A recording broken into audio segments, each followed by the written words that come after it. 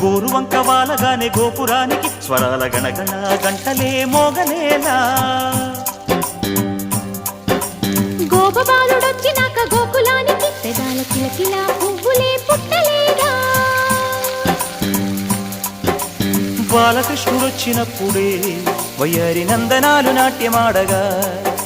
వారసుని చూసినప్పుడే వరాల వాంఛలన్నీ పల్లవించగా నందుడింట చిందులేసే అందమ